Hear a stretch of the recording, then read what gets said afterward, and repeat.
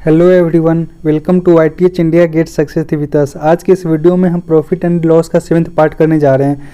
हमारा सबसे first question है, एक दुकानदार ने एक वस्तु को 12% के लाभ पर बेचा। उसने इसे 180 अधिक में बेचा होता तो उसे 18% का लाभ होता। तो फिर हमें वस्तु का CP और उसका आरंभिक विक्रय मूल्य निकालना है।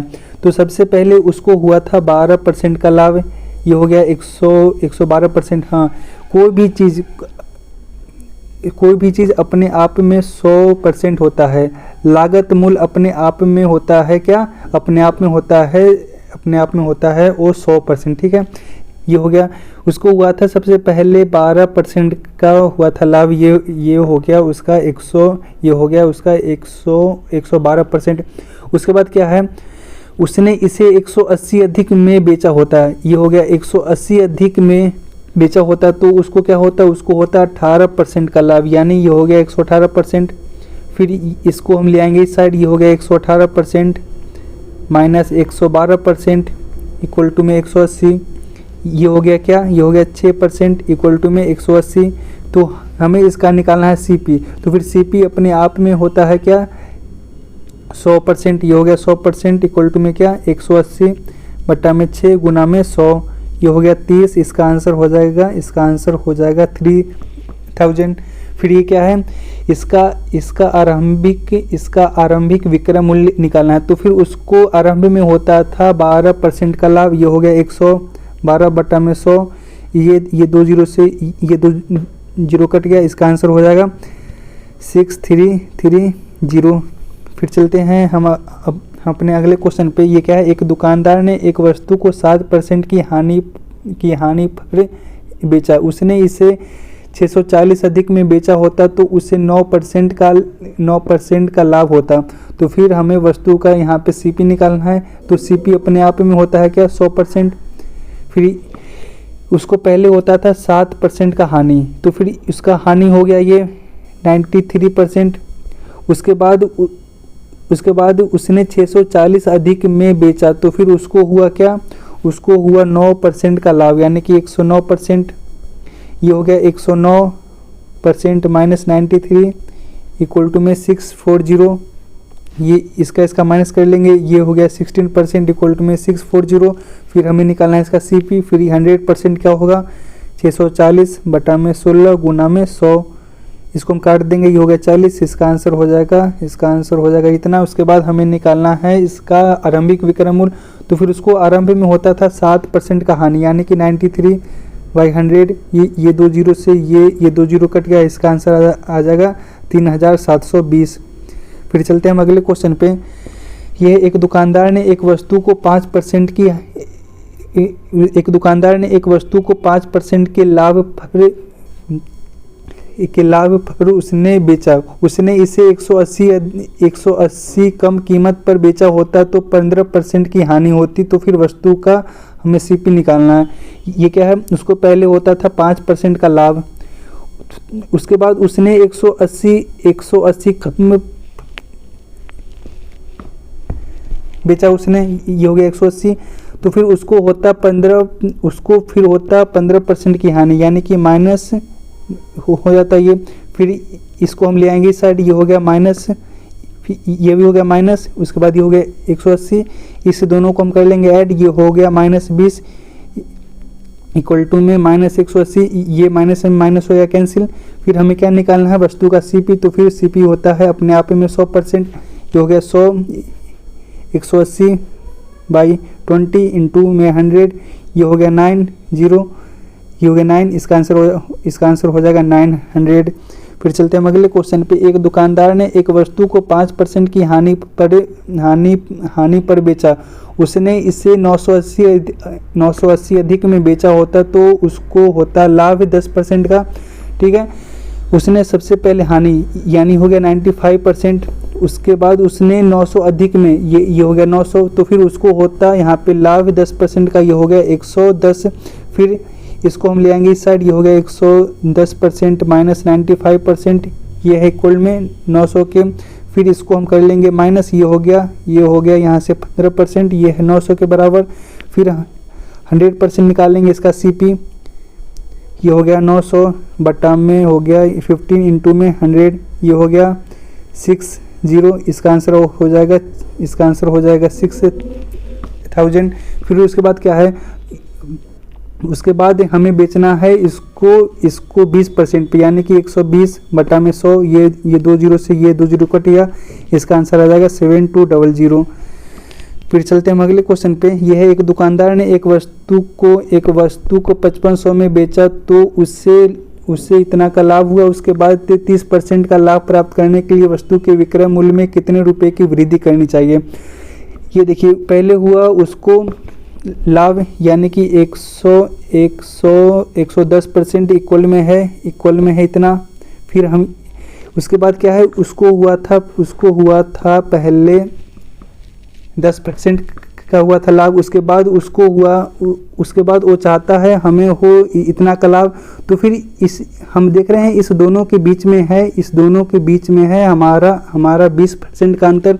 हम यहाँ से सीधा निकाल लेंगे 20, ये हो गया हमारा 5500 बाई 110 इंटू में 20। इसको हम कर लेंगे सॉल्व, ये हो जाएगा 50, इसका आंसर हो जाएगा 1000।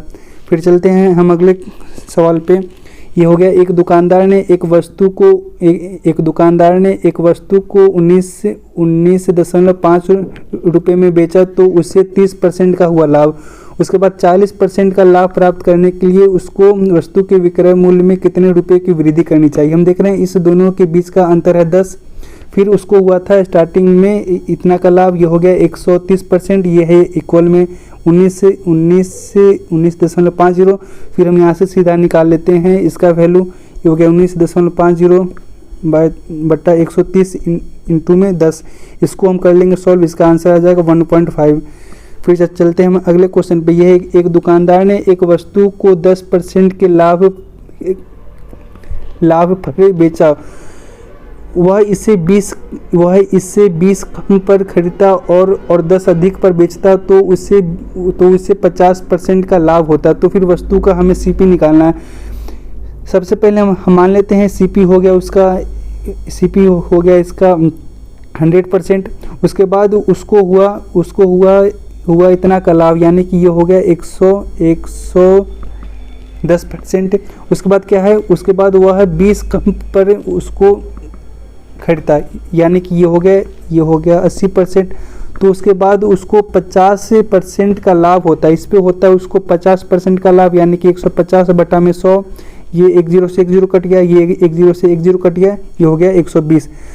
तो फिर इस दोनों का जो अंतर आया है, ये अंतर इसलिए आया है क्योंकि यहाँ पर हमने उसको इतना अधिक पर सेल किया था, जो कि इसके बराबर में है। फिर हम यहाँ से निकाल लेंगे सीपी, ये है हमारा सीपी 100% इक्वल में क्या 10 बटा में 10 इंटू में 100, इसका आंसर आ जाएगा 100। फिर चलते हैं हम अगले क्वेश्चन पे। यह एक दुकानदार ने एक वस्तु को 10% के लाभ पर बेचा। उसने इससे 10% कम पर खरीदा था। उसने इससे 3 रुपये अधिक में बेचा तो उससे 25% का हुआ लाभ, यानी कि हमने मान लिया सीपी हो गया उसका 100%। उसके बाद इतना का हुआ लाभ, यानी कि ये हो गया 110%। उसके बाद उसने इसको खरीदा, उसने खरीदा इसको 10% कम पे, ये हो गया 90%। फिर इसको हुआ 25% का लाभ, यानी कि 125 बटा में 100। इसको हम सॉल्व हम कर लेंगे, ये हो गया 5, ये हो गया 4। फिर इसको हम कैंसिल कर लेंगे 2 से, ये हो गया 2, ये हो गया 45। इसको सॉल्व हम कर लेंगे, ये हो जाएगा 112.5, यानी कि 2.5 का अंतर आया है, जो है इसके बराबर। फिर यहाँ से हम निकाल लेंगे, यहाँ से निकाल लेंगे हम 100% क्या होगा 3 बट्टा में 2.5 इंटू में 100। इसको हम सॉल्व करते हैं नीचे। ये है 2.5 का वैल्यू है 3, तो फिर हमें निकालना है 100%। ये हो जाएगा 3 बट्टा में 2.5 इंटू में 100। यहाँ से इसको हटाएंगे तो फिर यहाँ पे हो जाएगा 10, ये हो गया 4। इसका आंसर हो जाएगा 120। ठीक है, फिर क्या है तो फिर इसका ओल्ड सेलिंग प्राइस हमें निकालना है। तो फिर उसको स्टार्टिंग में होता था लाभ, उसको स्टार्टिंग में होता था यहाँ पे 10% का लाभ, यानी कि 110 बटा में 100। इसको सॉल्व कर लेंगे, इसका आंसर आ जाएगा 132। फिर चलते हैं हम अगले क्वेश्चन पे। यह है एक दुकानदार ने एक वस्तु को 10% की हानि पर बेचा। वह 20% कम पर खरीदता है और 55 अधिक में बेचता तो उसे 40% का होता लाभ। यानी कि हम पहले मान लेते हैं सीपी हो गया 100%, उसके बाद उसको हुआ हानि, उसको हुआ यहाँ पे हानि 10 का, ये हो गया 90%। फिर वह 20% कम पर खरीदता है, यानी कि ये हो गया 80%, तो उसको होता है 40% का लाभ, यानी कि 140 बटा में 100। ये 1 0 से 1 0 कट गया, ये हो जाएगा 112। ये इसका आ गया डिफरेंस कितना, निकाल लेते हैं 2, फिर ये हो जाएगा 2, यानी कि 22। इसका आ गया डिफरेंस जो है इसके इक्वल में 55। तो फिर हमें यहाँ से निकालना है सीपी, यानी कि 100%। ये हो गया 55/22 इंटू में 100। इसको हम सॉल्व हम कर लेंगे। ये कट गया 11 से, ये हो गया 5, ये हो गया 2, ये हो गया 250। फिर उसका हमें निकालना है इसका वो ओल्ड सेलिंग प्राइस, यानी कि 90 बटा में 100। इसको सॉल्व हम कर लेंगे, इसका आंसर आ जाएगा 225। अगर आपको वीडियो अच्छी लगी तो फिर वीडियो को लाइक शेयर सब्सक्राइब करना ना भूलें। Thank you.